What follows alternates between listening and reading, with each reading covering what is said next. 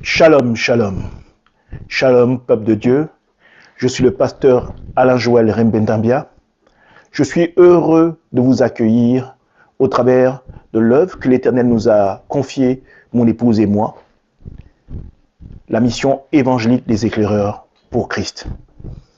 Bien-aimés, c'est avec une grande joie que mon épouse, le pasteur Elsa, et moi-même, le pasteur Alain-Joël, nous vous accueillons pour cette émission que l'Éternel a mis en notre cœur. Conquête. La conquête. L'émission d'études bibliques et de révélations bibliques. Bien-aimés, nous allons nous attaquer cette fois-ci pour la deuxième saison, pour le premier épisode, à un personnage que vous connaissez tous bien, tant par sa foi remarquable, tant par sa persévérance, Job.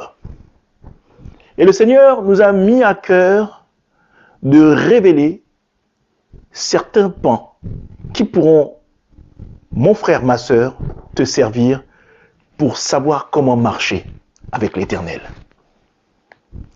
Bien-aimé, je n'en dis pas plus, mais je rajoute ceci. Le Seigneur, avec un vif et ardent désir, souhaite se révéler à toi et se refléter dans ton attitude, ton comportement, ta façon de marcher, afin que tu sois celui qui impacte au travers de la gloire manifestée de Dieu en toi, et que tu sois celui qui fait de toutes les nations des disciples, parce que tel est le désir de Yeshua Mashiach, notre Seigneur et Sauveur Jésus-Christ, que tu sois celui à ta manière et selon la portée que ce dernier te donne, l'Éternel, de pouvoir manifester sa gloire au quotidien, dans ta famille, parmi les tiens, au travers de tes amis, mais que tu sois un vif et remarquable exemple de la gloire de Dieu sur la terre. Bien-aimé, je n'en dis pas plus, mais tu sais, à chaque chose faite avec l'Éternel, nous devons prier. Et c'est en cela que je t'invite. Nous allons baisser la tête, nous soumettre, nous humilier devant le trône de gloire de l'Éternel Dieu des armées, et nous allons prier. Sentons-nous libres, élevons la voix. Éternel, je veux te rendre toute la gloire, je vais élever ton saint nom.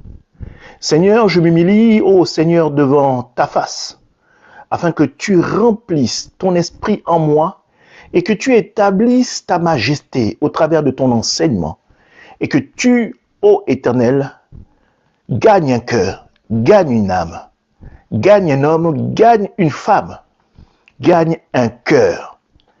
Seigneur, je te rends toute la gloire, ô toi, Yeshua Mashiach, celui qui est le roi des rois, le Seigneur des seigneurs, et cela dans le nom puissant de Jésus-Christ de Nazareth. Amen. Bien-aimés, je n'en dis pas plus. Tout de suite, générique.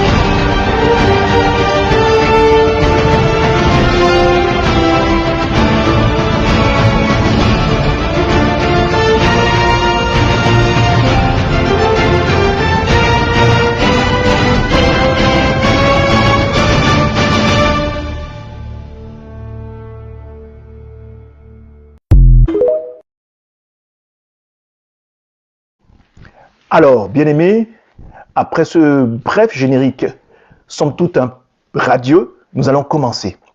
Alors, nous allons attaquer ce personnage, comme je le disais tantôt au début, Job.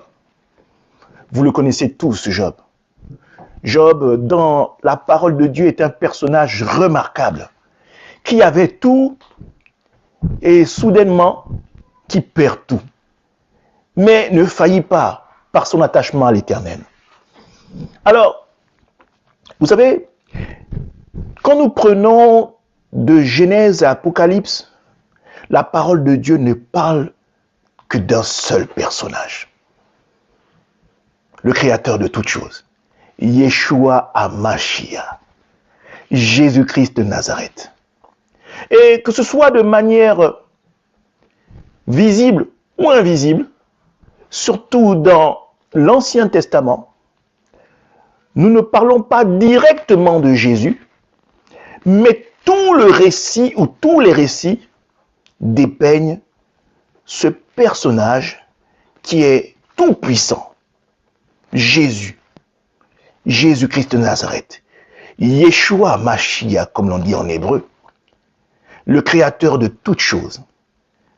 Et dans le Nouveau Testament, nous voyons ce personnage révélé. Mais pour revenir à Job, je voudrais faire ici une typographie. Parce que ce que nous allons étudier et ce que Dieu a mis en notre cœur, c'est de manifester et de vous parler de Jésus-Christ manifesté en Job. Oui, Job est le type de Yeshua Mashiach, de Jésus-Christ de Nazareth. Alors, nous allons prendre tout d'abord son nom, Job. Ce nom signifie objet d'hostilité. Job signifie objet d'hostilité. Quelque chose d'hostile, quelque chose qui est rempli d'hostilité, c'est quelque chose qui est rempli de combat, qui est tout le temps combattu. Il y a toujours une dualité. Oui, son nom reflétait bien ce que Jésus allait devoir affronter pour tout sauver, toi et moi, et sauver la multitude de nations qui iront se greffer à lui ou qui iront se greffer à lui par le moyen de la croix. Jésus s'était choisi un peuple, mais au travers de la croix, il a permis que des nations étrangères puissent elles aussi être sauvées. Et, bien aimé, pour revenir à Job, je voudrais ici que tu comprennes que Jésus souhaite se manifester en chacun de nous. Nous devons être de ceux qui reflètent Jésus au quotidien, dans toutes les situations, qu'elles soient bonnes ou mauvaises, désastreuses, qu'elles nous élèvent, que nous soyons élevés ou abaissés, que nous manifestions toujours Jésus, Yeshua HaMashiach. Amen. Alors, Job était le père d'une famille nombreuse. Je voudrais que tu puisses aller dans Job chapitre 1er à son verset 2. Que nous dit-il? Job chapitre 1er à son verset 2. Je t'invite à te munir de ta Bible. Sois un Bérien, sois celui qui vérifie la parole au quotidien. Ne te laisse pas conduire par tout vent de doctrine. Sois celui qui vérifie. La plupart d'entre nous et des chrétiens tombent tout simplement parce qu'ils se laissent bercer, aller à tout vent de doctrine étrangère. Je t'invite non seulement à prendre la parole de Dieu qui est ton épée, mais également un stylo et un cahier, un bloc-notes, parce que notre esprit retient non seulement ce qu'il lit, mais ce qu'il écrit. Amen. Alors, que dit-on dans Job 1, verset 1, Job chapitre 1er, verset 2? Il lui naquit 7 fils et 3 filles. Amen. Il était un père d'une famille nombreuse. Ça, c'est la particularité, tout comme Jésus, n'est-ce pas? Tout comme Jésus, en Jean chapitre 1er, versets 13 à 12. Qu'est-ce qu'il est dit dans ce verset fabuleux? Mais à tous ceux qui l'ont reçu et à ceux qui croient en son nom, Yeshua Mashiach, ce personnage magnifique, qui est notre sauveur, qui est notre Seigneur, qui est le roi des rois. La parole dit, mais tous ceux qui l'ont reçu, et à ceux qui croient en son nom, elle a donné le pouvoir de devenir enfants de Dieu. Enfants de Dieu. Oui, bien-aimés. Job est le type de Jésus en ce sens que Job était père d'une famille nombreuse, tout comme l'est notre Seigneur Yeshua HaMashiach. Nous n'allons pas en rester là. Il est dit autre chose, bien-aimés. Il est dit autre chose. Il est dit ceci. Que notre frère Job, notre patriarche Job, il était propriétaire de nombreux troupeaux. Propriétaire de nombreux troupeaux. Nous allons aller dans Job 1, toujours, et à son verset 3. Que dit-on dans la parole? Que dit-on dans la parole à ce moment-là? Il est dit ceci. Bien-aimé, j'espère que tu as ta Bible. Job, chapitre 1er, verset 3. Il possédait 7000 brebis, 3000 chameaux, 500 paires de bœufs, 500 ânesses et un très grand nombre de serviteurs. Et cet homme était le plus considérable de tous les fils de l'Orient. Waouh! Waouh! Tout comme l'Éternel, pour associer et marquer le type de Jésus, on dit en Corinthiens, 2 Corinthiens, autant pour moi, chapitre 8, verset 9, il est dit ceci. Note bien ceci. 2 Corinthiens, chapitre 8, à son verset 9. Car vous connaissez la grâce de notre Seigneur Jésus-Christ, qui pour vous s'est fait pauvre. Amen. Qui s'est fait pauvre, de riche qu'il était, afin que par sa pauvreté vous fussiez être enrichis. Amen. Ça c'est pour le fait que Job eût été quelqu'un de riche comme Job. Amen. C'est le type de Job, de Jésus, par la richesse de notre Seigneur. Amen. On dit que c'est un homme riche, influent. Amen. Tout comme Christ fut riche, mais s'est fait pauvre pour nous enrichir, toi et moi. Amen. Par la suite, on dit, il était sacrificateur pour sa famille, car il appelait et sanctifiait ses fils. Oui, Job était sacrificateur également pour sa famille. Et toi qui es parent, toi qui es père, toi qui es mère, prends-tu le temps de bénir tes enfants, de prier sur tes enfants, de consacrer tes enfants, de sanctifier tes enfants? As-tu cette relation-là de bénir tes enfants? Bien-aimé, c'est un facteur qu'il ne faut pas oublier. Étant comme les frères de Job, nous aussi nous avons cette capacité. Nous aussi nous sommes parents et nous pouvons également faire ceci. Celui de bénir nos enfants. Amen. Oui, on dit qu'il était également sacrificateur. Il pouvait aussi bénir ses enfants. Allons-y dans Job chapitre 1. Job chapitre 1. Et dans le chapitre 1, nous allons prendre le verset 5. Amen. Job chapitre 1 à son verset 5. Je lis la parole. Et quand les jours de festin étaient passés, Job appelait et sanctifiait ses fils. Puis il se levait de bon matin et offrait pour chacun d'eux un holocauste. Pour chacun de ses enfants, il offrait un holocauste. Car Job disait, peut-être mes fils ont-ils péché et ont-ils offensé Dieu dans leur cœur. C'est ainsi que Job avait coutume d'agir. Waouh! Waouh! Et en ce sens, nous pouvons retrouver la manière et le type de Jésus dans le comportement de Job. Mais Job ne faisait pas seulement que bénir et sanctifier ses enfants. Il sanctifiait également, il était sacrificateur également, même pour ses amis. Oh bien-aimé, je vois en ce sens, au travers de ce que me donne l'Esprit de Dieu, Job sanctifiait ses enfants, il était sacrificateur de ses enfants, comme étant Jésus venant pour la maison d'Israël.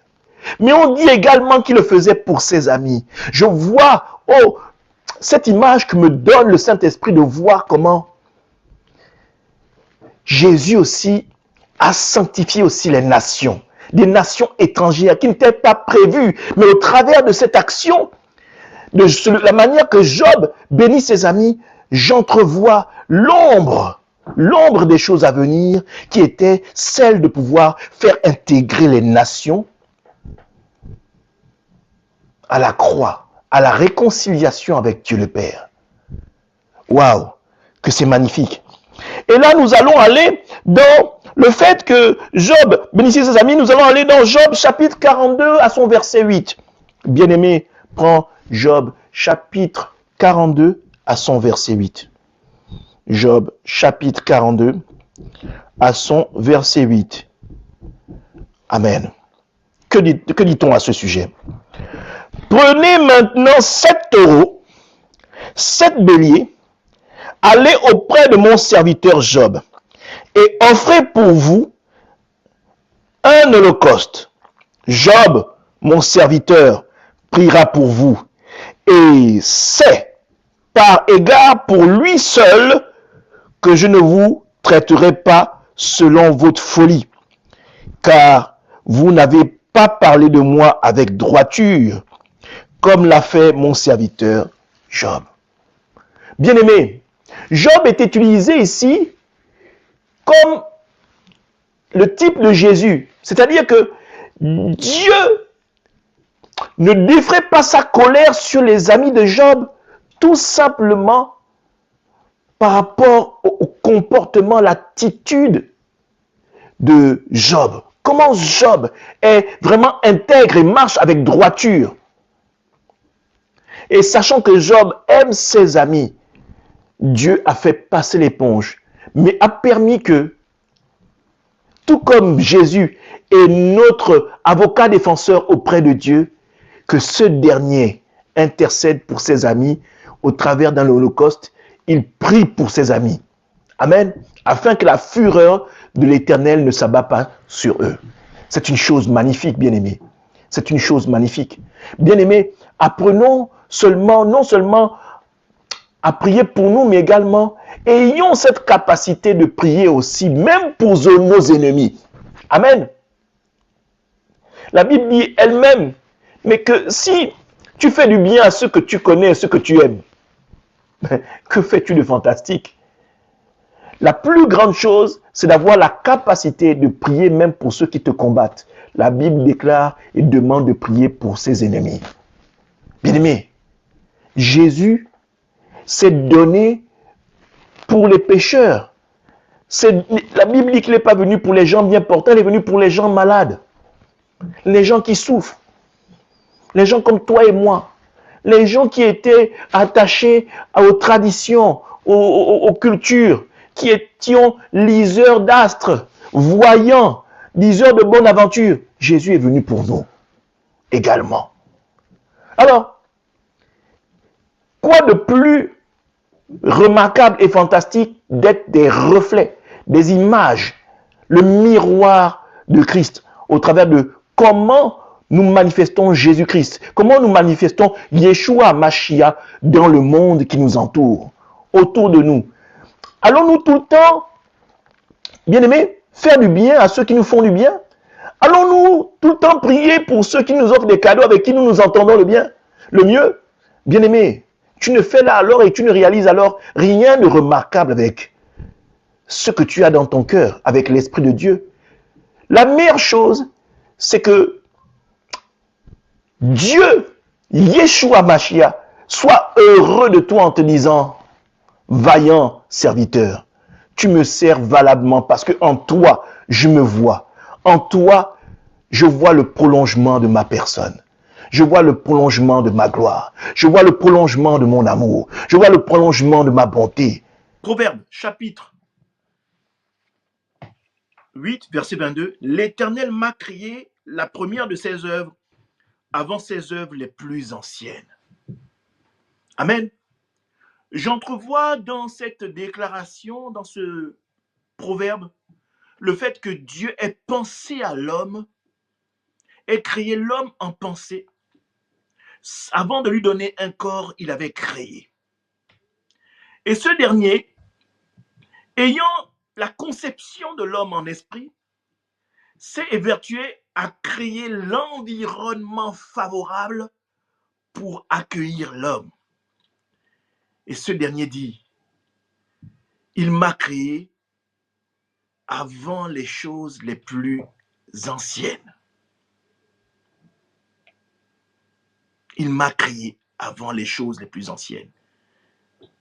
Il m'a établi en esprit. Il avait ma totale conception. Il s'est dit, j'ai créé l'homme, ainsi je vais créer un environnement afin de pouvoir l'y mettre. Après, il me crée un corps et me voici. Voyez-vous, la sagesse de Dieu est tellement lointaine qu'elle est incompréhensible pour le commun des mortels. Même pour Satan lui-même, lui ayant été à côté de l'Éternel dans les temps immémoriaux, dans les temps, dans l'éternité, n'a pas pu concevoir et comprendre Yeshua Mashiach, n'a pas pu comprendre la grandeur de l'Éternel. Bien-aimés, parfois nous sommes de ceux qui voulons comprendre Dieu, mais si nous ne le cherchons pas de manière suffisante, il ne se laissera pas trouver. Si nous ne sommes pas, comme ce qu'il dit dans sa parole, des adorateurs en esprit et en vérité, il ne se laissera pas trouver, il ne te laissera pas comprendre la profondeur de certaines choses de sa parole. Bien-aimé, Dieu se révèle à qui il veut. Mais ce qu'il y a de juste, c'est qu'il se révèle et il se laisse trouver par ceux qui le cherchent en esprit et en vérité. Amen. Nous allons continuer. Dans Jean chapitre 3, verset 28, on dit que c'est un époux magnifique. Amen. Vous allez comprendre ce que je veux dire. Alléluia. J'espère que vous êtes là et que avec moi, nous allons continuer. Allons-y plutôt dans Éphésiens chapitre 5, versets 25 à 33. Je vais faire une longue lecture. Éphésiens chapitre 5, versets 25 à 33 pour illustrer la sagesse et son rôle d'époux. Marie, aimez vos femmes comme Christ a aimé l'Église. Il s'est livré lui-même pour elle, afin de la sanctifier par la parole, après l'avoir purifiée par le baptême d'eau, afin de le faire paraître devant lui cette Église glorieuse, sans tache, ni ride, ni rien de semblable, mais sainte et irrépréhensible. C'est ainsi que les maris doivent aimer leurs femmes comme leur propre corps. Celui qui aime sa femme s'aime lui-même, car jamais personne n'a haï sa propre chair, mais il la nourrit et en prend soin, comme Christ le fait pour l'Église. Parce que nous sommes membres de son corps, c'est pourquoi l'homme quittera son père et sa mère et s'attachera à sa femme. Et les deux deviendront une seule chair. Ce mystère est grand. Je dis cela par rapport à Christ et à l'Église. Du reste, que chacun de vous aime sa femme comme lui-même et que la femme respecte son mari. Oh bien-aimé, toi qui es l'épouse, respectes-tu vraiment Christ qui est l'époux? Bien-aimé, toi qui es l'épouse, adores-tu Yeshua Hamashiach comme étant ton Dieu, ton roi, l'époux de ta destinée, l'époux de ta vie, qu'elle soit ici sur terre ou pour l'éternité?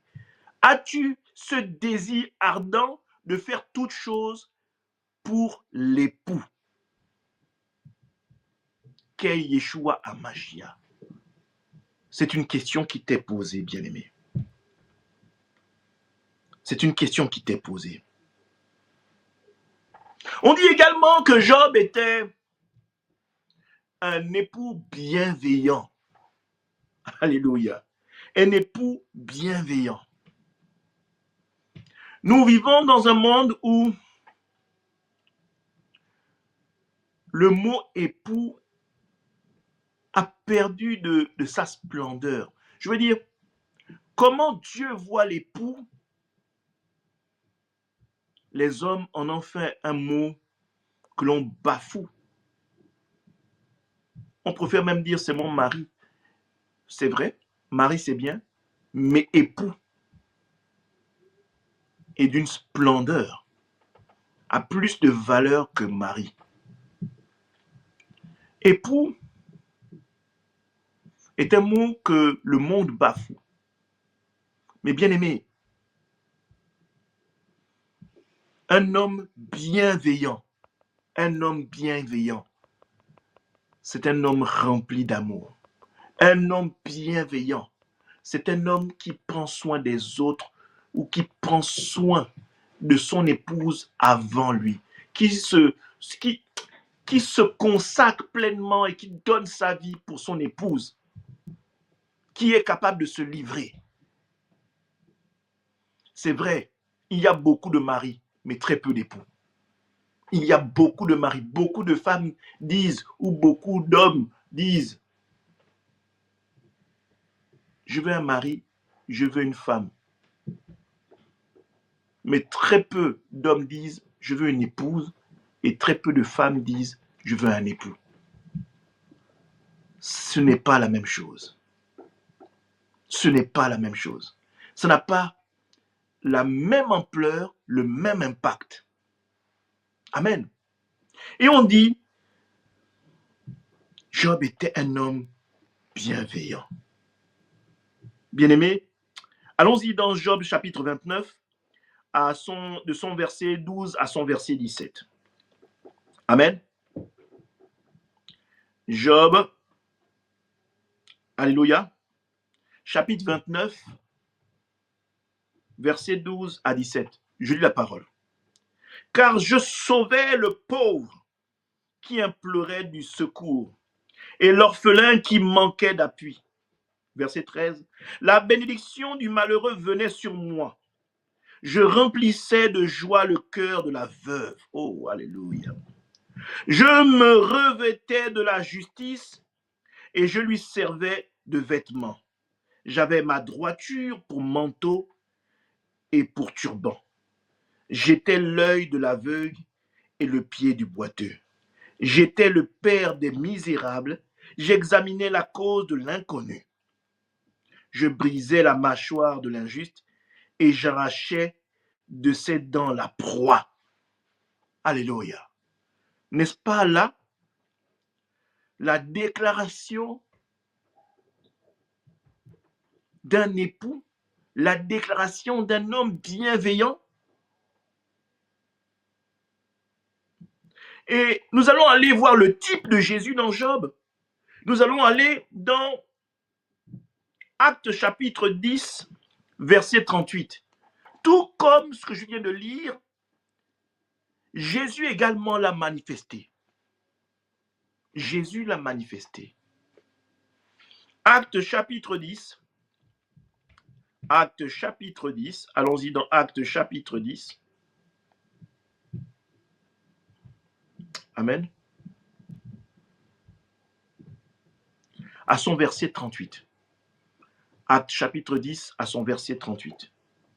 Vous savez comment Dieu a oint du Saint-Esprit et de force Jésus de Nazareth, qui allait de lieu en lieu, faisait du bien et guérissait tous ceux qui étaient sous l'emprise du diable, car Dieu était avec lui. Waouh! Waouh!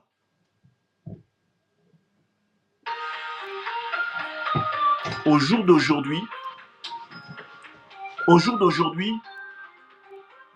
si nous regardons le comportement même des chrétiens, au jour d'aujourd'hui, même si nous regardons le comportement des chrétiens, est-ce que ce comportement reflète clairement ce que nous venons de lire en parlant de Job? Est-ce que ce que je viens de lire sur Job est un caractère que bon nombre de chrétiens adoptent aujourd'hui? Si ce comportement est adopté, je suis désolé de te dire, bien-aimé, qu'il y en a très peu qui l'exercent. Mais vraiment très peu qui l'exercent. Je dois te dire, bien-aimé, que très peu de chrétiens exercent ce comportement-là. Très peu de chrétiens sont le reflet du type de Jésus que nous venons de voir. Très peu. Alors, bien-aimés, ne nous posons pas 10 000 questions, ne nous étonnons pas que parfois nous implorons l'Éternel pour que ce dernier nous agrée et nous sommes surpris de voir qu'il y a aucune manifestation de ce que nous demandons à Dieu. Pourquoi faisons-nous les étonner alors que nous savons que nous ne sommes même pas dignes de nous approcher pour certains de l'attitude de Job? Nous ne sommes même pas très près de nous. Nous sommes loin, à milieu parfois même, de s'avancer près de ce personnage qu'est Job. Laissons Yeshua Mashiach de côté. Laissons Jésus. Combien de personnes peuvent manifester qu'ils aient ou qu'ils aient rien? Très peu sont capables de manifester cela. Parfois même pour leur propre assemblée où ils sont là à dire « j'adore le Seigneur ». Très peu, même quand ils disposent, ont du mal à sortir un peu de ce qu'ils ont pour aider l'œuvre de Dieu à laquelle ils sont attachés. Très peu sont capables de le faire. Alors, bien aimés, parfois ne nous étonnons pas que nous crions à Dieu et que ce dernier reste sourd. Ou, je ne veux même pas dire reste sourd parce qu'il entend, mais que ce dernier reste sans voix à répondre. Tout simplement, il attend de toi que tu puisses manifester sa personne en toi, que son Saint-Esprit soit libre de pouvoir manifester sa volonté en toi. Parce que le premier à combattre ta propre vie, ce n'est pas Satan la plupart du temps, c'est toi-même. Ce n'est pas Satan, c'est toi-même, bien-aimé. Alors, on est nombreux à accuser, c'est mon père, c'est ma mère, c'est mon voisin. Oui, mais nous ne voyons pas la paille ou la poutre qu'il y a dans notre œil. L'enfer, c'est toujours les autres et pas nous, malheureusement. Mais bien aimé, le jour où tu vas arriver à reconnaître que la plupart des choses et des malheurs qui t'arrivent ne manquent que de ta propre volonté et que c'est toi le seul responsable, je peux te dire, bien aimé, que tu auras résolu 50% du problème de ta délivrance. 50% du problème de ta délivrance, tu l'auras résolu. Non seulement parce que tu auras compris cela et tu te seras repenti devant l'Éternel. Amen. Alors, nous allons continuer. On dit également qu'il était un chef sage. Un chef sage. Job était un chef sage. Waouh. Un chef sage. La sagesse, c'est quelque chose dont nous manquons vraiment énormément en tant que chrétiens. La sagesse est une qualité qui n'est pas à la portée de tous les chrétiens, je dois le dire. Job était un chef sage. Tout comme Christ est notre chef, notre tête. Pour comprendre cela, on va aller dans Job chapitre 29. Job chapitre 29 et on va aller au verset, autant pour moi, Job chapitre 29, on va aller au verset 21 à 25. Job chapitre 29, verset 21 à 25. On m'écoutait et l'on restait dans l'attente. On regardait le silence devant mes conseils. On gardait le silence devant mes conseils. Après mes discours, nul ne répliquait. Et ma parole était pour tous une bienfaisante rosée. Ils comptaient sur moi comme sur la pluie. Ils ouvraient la bouche comme pour une pluie de printemps. Je leur souriais quand ils perdaient courage, et l'on ne pouvait chasser la sérénité de mon front. J'aimais à aller vers eux, et je m'asseyais à leur tête. J'étais comme un roi au milieu d'une troupe, comme un consolateur auprès des affligés. Oh, waouh! Yeshua Mashiach. Yeshua Hamashiach. Dans le comportement, dans l'attitude, dans ce que Job manifestait, c'est Christ, c'est Yeshua Hamashiach. Quand on lit ces quelques lignes, on voit Jésus, on voit Yeshua Hamashiach.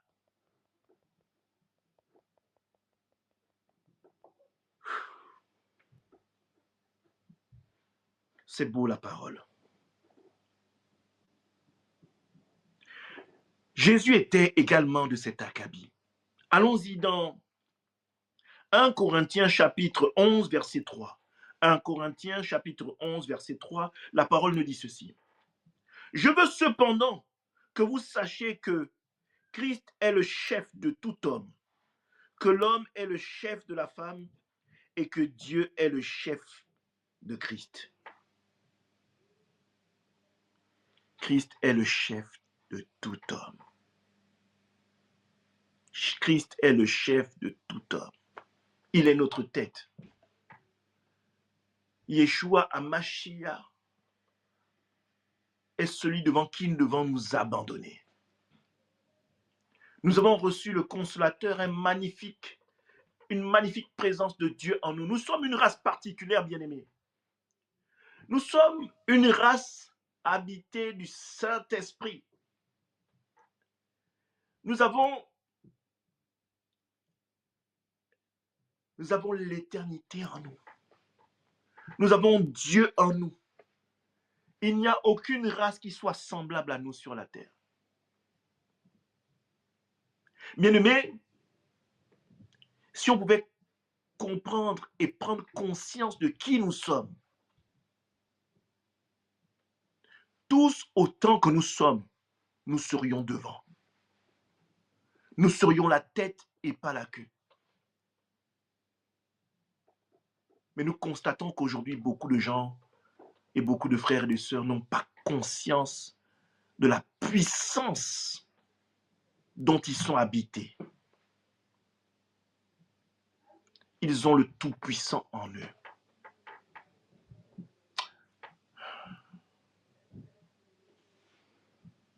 Qu'est-ce que nous sommes merveilleux grâce à la gloire de Yeshua Mashiach reflétée en chacun de nous. Bien-aimé, prends conscience de qui tu es. Prends réellement conscience de qui tu es. Je veux aujourd'hui que tu déclares, je prends conscience de qui je suis. Je prends autorité sur le monde et sur Satan et sur tous ses suppôts, sur tout ce qu'il fait sur ma vie pour m'empêcher de rentrer dans le projet de paix que l'Éternel a prévu pour moi. Je détruis toute emprise contraire à l'Esprit de Dieu dans ma vie. Et je déclare que je ne suis pas n'importe qui au nom de Yeshua HaMashiach. Amen. Bien-aimés, nous allons continuer en ce sens. Parce qu'il est nécessaire que tu comprennes certaines choses.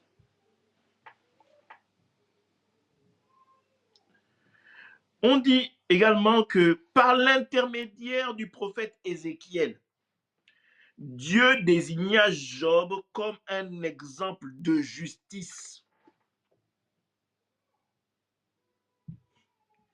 Ézéchiel parle de Job comme un exemple de justice. Tout comme Christ est la justice. Est la justice de Dieu pour nous justifier. Alléluia.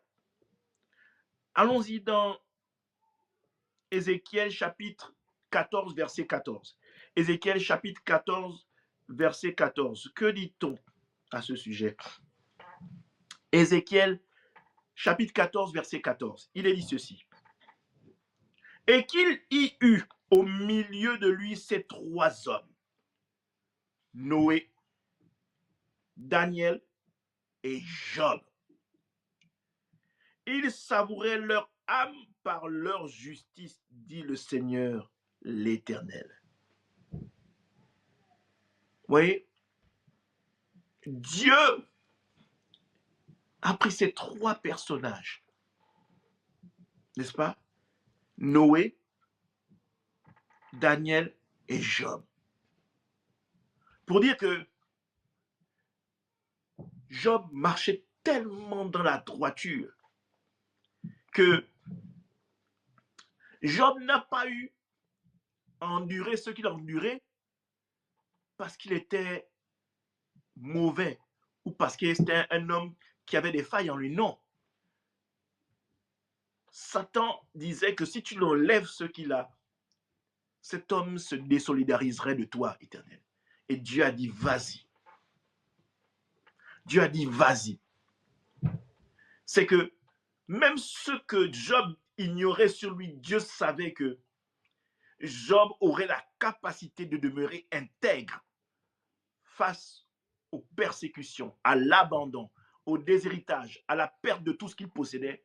Dieu savait qu'il serait affligé, qu'il serait blessé, qu'il serait malade, qu'il souffrirait d'ulcère, qu'il aurait un bon nombre de choses. Mais Dieu, Jésus-Christ, Yeshua HaMashiach était tellement formé en lui qu'il savait que prophétiquement, Job en sortirait juste, justifié, droit dans ses bottes, intègre. Même quand bien même sa femme lui a dit maudit, non. Job a eu une tournure de phrase. Quand vous lisez cette tournure, vous dites, waouh, quelle rhétorique. C'est même avec poésie qu'il répond à sa femme en disant, même dans son malheur, il aime Dieu. Est-ce que Dieu est censé nous faire du bien tout le temps? Il faut que la tempête arrive. Nous devons aussi aimer Dieu dans la tempête. Nous devons l'adorer dans la tempête. Mais Job l'a dit avec poésie. C'est tellement beau la façon avec laquelle il a répondu. J'en perds mon latin. Alléluia.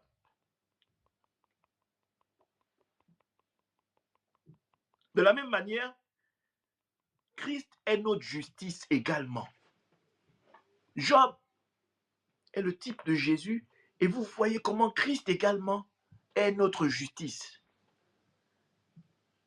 C'est dit dans le livre de Jérémie. Nous allons lire ensemble. Jérémie chapitre 23 verset 5. La parole dit ceci. Jérémie chapitre 23 à son verset 5. La parole dit ceci. Voici le jour vienne, dit l'Éternel, où je susciterai à David un germe juste. Il régnera en roi et prospérera. Il pratiquera la justice et l'équité dans le pays. Jésus-Christ, Yeshua HaMashiach, le lion de la tribu de Juda. Jésus devait être notre justice. Il est toujours d'ailleurs. Pour toi qui décides de donner ta vie aujourd'hui à Yeshua HaMashiach, sache que Jésus est ta justice. J'aime bien parce que la croix a eu lieu il y a 2000 ans. Mais il y a 2000 ans, pour toi qui l'acceptes aujourd'hui, tu jouis de la même grâce, la même faveur, le même pardon, la même justification aujourd'hui même. C'est-à-dire que les chaînes qui sont dans ta famille depuis des siècles, depuis des temps immémoriaux dans ta famille, Christ, Yeshua Mashiach, celui qui était, repart dans le passé, brise cette alliance qui a été faite. Il est celui qui est, vient dans le présent pour te libérer, afin que il est celui qui vient pour que tu sois libre dans le futur. Non seulement tu es libre, mais ta progéniture également est libre au travers de l'alliance qui est établie avec toi. Il n'y a aucun Dieu qui est capable de faire ça sur la terre si ce n'est Jésus-Christ de Nazareth. Il n'y a point de semblable comme lui. Il n'y a point de Dieu qui s'approche un tant soit peu de sa cheville. Bien-aimé, à quoi bon alors aller de marabout, de sorcier, de diseur de bonne aventure, de liseur de boussole ou de liseur d'astres ou d'étoiles ou d'horoscope? À quoi bon aller perdre ton temps dans ce genre de choses quand on te dit aujourd'hui et que tu entends cette parole pour te dire viens à Christ, viens à Christ et tout tombera, les chaînes dont tu es prisonnier, les liens qui t'attachent, les liens de famille qui imposent cette malédiction dans ta famille qui fait que les gens aujourd'hui ne sont pas capables d'engendrer la vie, ne sont pas capables de se marier, ne sont pas capables de conduire un projet, sont animés d'un esprit comme on appelle, de non-accomplissement, de blocage spirituel. Il n'y a qu'en Jésus-Christ, il n'y a qu'en Yeshua HaMashiach que tu peux être libre. Il n'y a que Jésus-Christ qui peut être ta justice. Seul Jésus-Christ peut être ta justice. Alléluia. Bien-aimé,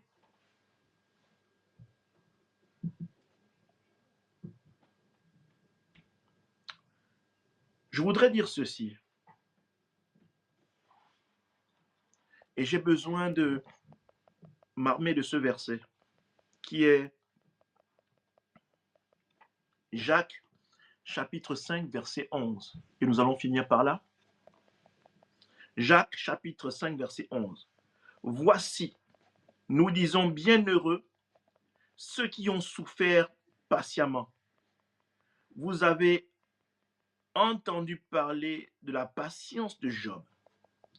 Vous avez vu la fin que le Seigneur lui accorda, car le Seigneur est plein de miséricorde et de compassion. Bien-aimé, les souffrances sont peut-être ton apanage. Les souffrances sont peut-être ce que tu partages le mieux ou le plus. Tu as l'impression que tu es venu sur la terre pour accompagner les uns et les autres. Tu as l'impression que ta vie n'a pas de sens. Tu as l'impression que tu passes la majeure partie à perdre ton temps sur la terre. Bien-aimé,